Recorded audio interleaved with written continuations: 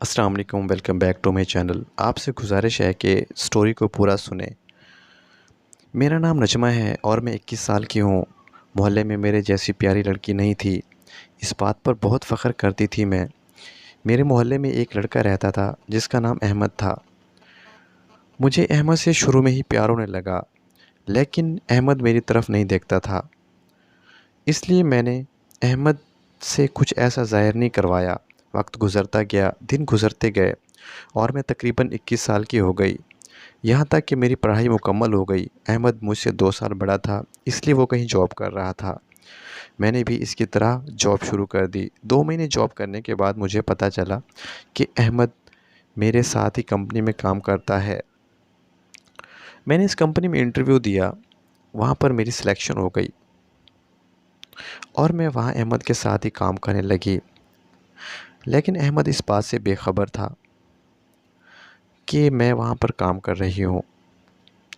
वक्त गुज़रता गया, यहाँ तक कि 4 महीने गुज़र गए और अहमद को अभी तक अंदाज़ा नहीं था कि वो एक ही ऑफ़िस में काम करते हैं। एक रोज़ मुझे छुट्टी हुई तो मैं गाड़ी की तलाश में रोड पर खड़ी हो गई, तो मुझे कोई गाड़ी नहीं मिल रही थी। इतने में मैंने देखा कि अहमद भी अपनी बाइक निकाल रहा है। मैंने अहमद की तरफ जाना शुरू कर दिया। मैंने अहमद को बताया कि मैं तुम्हारे साथ ही काम करती हूँ। अहमद ये सुनकर बहुत ही हैरान रह गया। अहमद मुझसे पूछने लगा कि मैंने अहमद को कहा, अहमद मुझे कोई गाड़ी नहीं मिल रही, क्या तुम मुझे घर तक ड्रॉप कर सकते हो? पहले तो अहमद टालने लगा, लेकिन वो फिर मान गया। अहमद ने मुझसे पूछा कि क्या तुम्हें बाइक पर सफ़र करना आता है? मैंने हाँ में सर हिलाया और मैं इसके पीछे उसे पकड़कर बैठ गई। रास्ते में अचानक अहमद ने ब्रेक लगाई तो मेरा जिस्म अहमद की कमर के साथ लगा।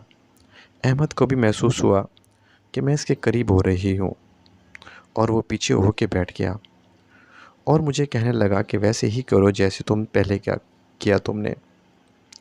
मैं इसकी बात समझ गई कि वो क्या कहना चाह रहा है। मैंने ज़ोर से इसे पकड़ लिया और साथ होकर बैठ गई। अहमद ने बाइक बहुत आहिस्ता कर ली ताकि वक्त बहुत आहिस्ता आहिस्ता गुजरे और वो मुझसे मज़े ले सके। मैंने अहमद से पूछा कि क्या तुम पहले भी ऐसे बाइक चलाया करते थे या आज ऐसा कर रहे हो? अहमद शर्मिंदा हो गया और कहने लगा कि नहीं, मैं रोज़ाना ऐसे ही बाइक चलाता हूँ। अहमद को बहुत लुत्फ़ आ रहा था और वो मुझे बस कुछ कहने की कोशिश कर रहा था। मैं अहमद की फ़िल्म समझ रही थी।